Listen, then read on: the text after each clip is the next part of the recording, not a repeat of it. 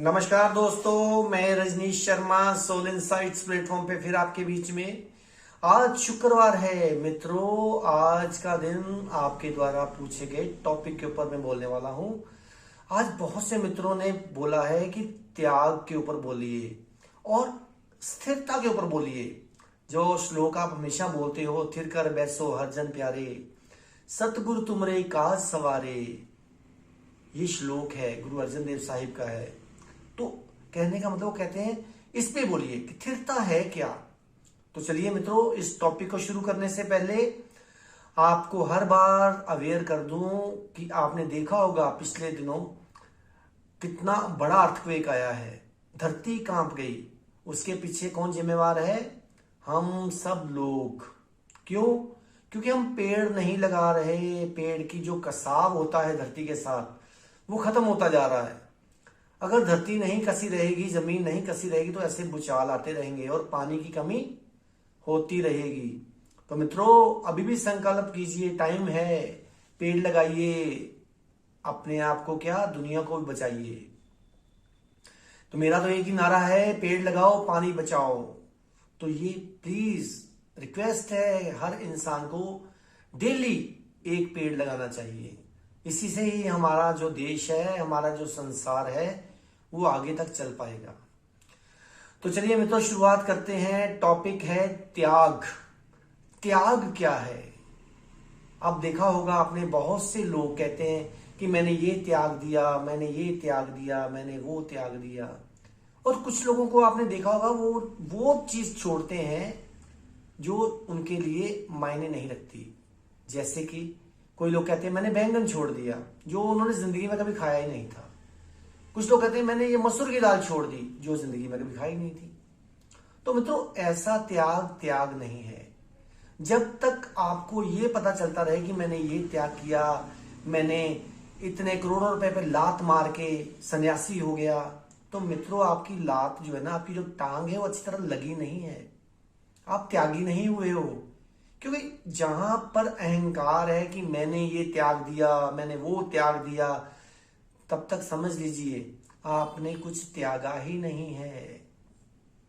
तो मित्रों, असली त्याग तो वो है जो अपने आप उतरे, आपको करना ना पड़े कि त्याग, कि मेरे को ये छोड़ना है, मेरे को वो छोड़ना है। तो उस स्थिति को हम कैसे ला सकते हैं अपने अंदर? उस स्थिति को लाने का सिर्फ एक ही फॉर्मूला है, वो है ध्यान। ध्यान इतना गहरा हो जाए आपका, इतना गहरा हो जाए कि वो त्याग अपने आप ही घटित हो जाए। फिर जो आपकी आत्मा चाहेगी, जो आपका शरीर चाहेगा, वो अपने आप ही आपसे त्याग हो जाएगा। असली त्याग वो है जो आत्मा द्वारा किया जाए, आपके द्वारा नहीं। क्योंकि आप तो जो करेंगे वो तुच्छ चीजें करेंगे। साथ ही इसके मित्रों पूछा है कि स्थिरता क्या है, स्थिरता क्या है। स्थिरता को थोड़ा एक्सप्लेन करके बताइए।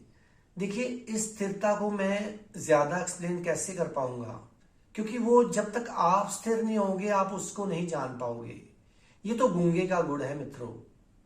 तो असली स्थिरता वो है जब आपके अंदर कोई विचार नहीं है। जब तक कोई भी विचार है तो आप द्वैत में हो, ड्युअलिटी में हो। चाहे किसी मित्र का है, चाहे किसी शत्रु का है, चाहे किसी देवता का है, विचार तो विचार है मित्रों। तो जब तक कोई भी विचार है तब तक आप कभी भी स्थिर नहीं हो सकते। वो गुरु साहबान ने बड़ा ही अच्छा बोला है, मैं तो वो श्लोक को रोज बोलता हूं। थिर कर बैसो हर जन प्यारे, सतगुरु तुमरे काज सवारे। अरे तो थिर तो होके देख भाई, जोत जल रही है वो भी तुम्हें थिर होने के लिए बता रही है। मंदिर में मूर्ति है वो भी तुम्हें थिर होने के लिए बता रही है। मंदिर, मस्जिद, गुरुद्वारे, धार्मिक स्थान जितने भी हैं, वो सब स्थिरता का प्रतीक हैं। तो उनसे सीखिए कि स्थिर कैसे होना है। उसके लिए मेरा एक ही, जो मैंने जाना है, मैं तो वो बात करूंगा जो मैंने जानी है, कि आपको अपने अंदर विचारों से बिल्कुल शून्य की तरफ जाना है। क्योंकि जो असली मंदिर है वो मित्रों शून्य है। शून्य ही द्वार है, शून्य ही मंदिर है, शून्य ही हर देवता का, हर परमात्मा का स्थान है। तो इसलिए आप बिल्कुल शांत होकर बैठ जाइए, चिल, बिल्कुल शांत, कुछ नहीं करना है। अगर विचार आ रहे हैं तो आने दीजिए। ये भी ना सोचिए कि मेरे को विचार आ रहा है, कौन सा गलत है कौन सा सही विचार है। कोई भी विचार आ रहा है उसको पूरे कम से कम 15 दिन लगेंगे आपको, 1 महीना भी लग सकता है, और ज्यादा से ज्यादा 3 महीने भी लग सकते हैं उस विचारों को खत्म होने के लिए। लेकिन अगर आप किसी काबिल गुरु को जानते हो, उनके पास बैठे हो, तो हो सकता है कि उसकी स्थिरता आपको इमीडिएटली पकड़ ले। तो उसके लिए हमें क्या करना है, उस सतगुरु के पास, उस गुरु के पास जाकर बैठ जाना है, अपनी सियानपे छोड़कर। अपनी कोई सियानप यूज नहीं करनी है।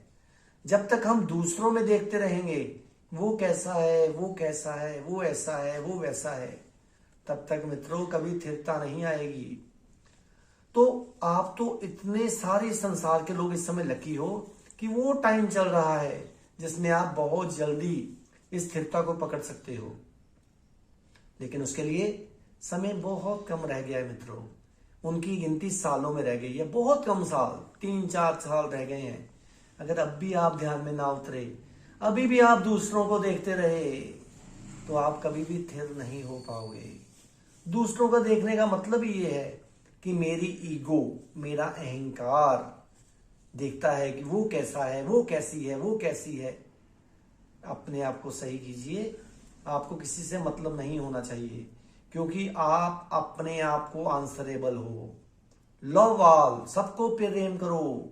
सबको प्रेम तभी कर सकते हो जब आप अपने आप को प्रेम करोगे। हम अपने आप को तो प्रेम करते नहीं, दूसरों को प्रेम में डालने चले हुए हैं कि प्रेम करो प्रेम करो। तो इसलिए मित्रों एक बात याद रखिए, जब तक आपके अंदर त्याग नहीं होगा आप किसी को त्यागी नहीं बना सकते हो। जब तक आपके अंदर प्रेम नहीं होगा आप किसी को प्रेमी नहीं बना सकते हो। जब तक आपके अंदर विचार नहीं होंगे, स्थिरता नहीं होगी, आप किसी को स्थिर नहीं कर सकते हो। तो सतगुरु को पहचानने का ढंग ही यही है, जहां बैठ के आपके अंदर प्रेम उभरे और आपके अंदर स्थिरता आए, तो अपने आप ही आपकी जो कुरीतियां हैं वो त्यागी जाएं।